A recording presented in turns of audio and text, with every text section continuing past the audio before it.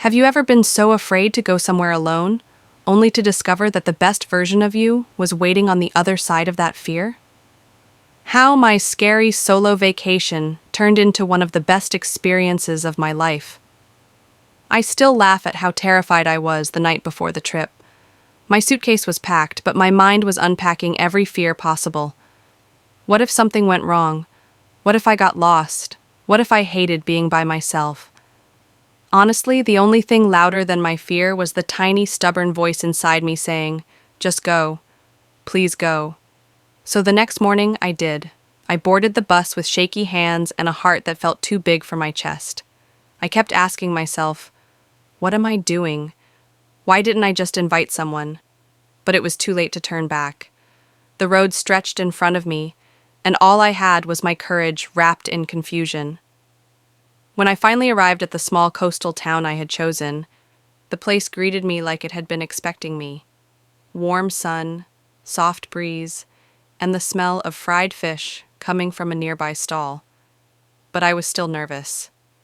So nervous, in fact, that I dragged my suitcase like it weighed 1,000 emotions. The hotel receptionist smiled at me so gently that I almost burst into tears. "First time alone?" she asked. I nodded, and she winked like she had seen 100 versions of me before. My room was simple but cozy. A small balcony, a fluffy white bed, and the sound of waves knocking softly at the shore.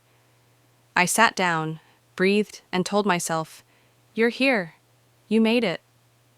The first real shift happened that evening. I decided to walk to the beach. Slowly, like someone testing cold water with her toes. The sand was warm, the sky orange, and families were laughing around me. For a moment I felt a pinch in my chest, the fear of being out of place. But then I saw something that changed everything. A woman, about my age, sitting alone too, smiling at the sunset like it was her private conversation. She didn't look scared. She looked free. That's when it hit me. I wasn't the only solo traveler. I wasn't weird or lost. I was part of a quiet tribe of people who dared to do things alone. So I sat down too. The next morning, something inside me snapped open.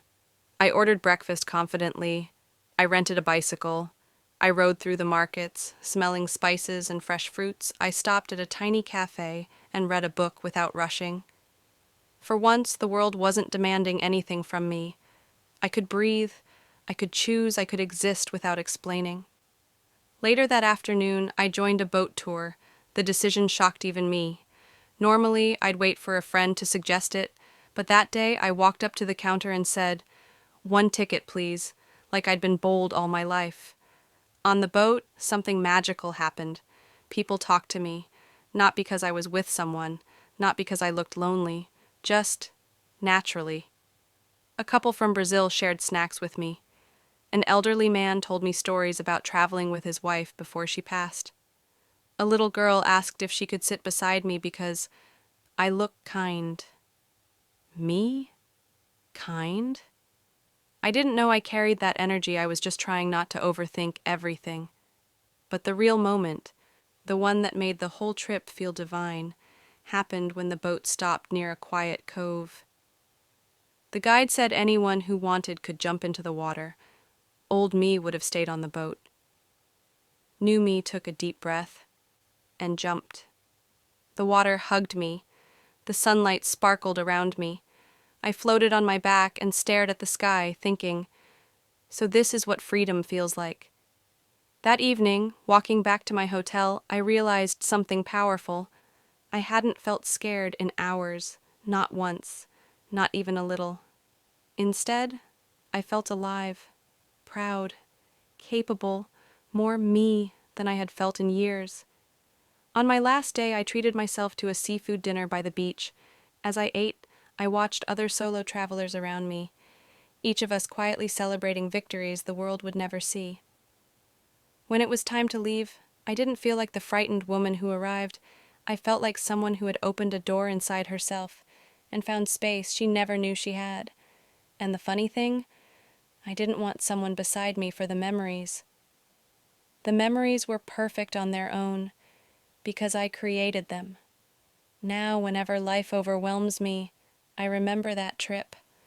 The shaky hands, the first brave step, the laughter of strangers, the freedom of floating on water, and I whisper to myself, if you could face that fear, imagine what else you can do.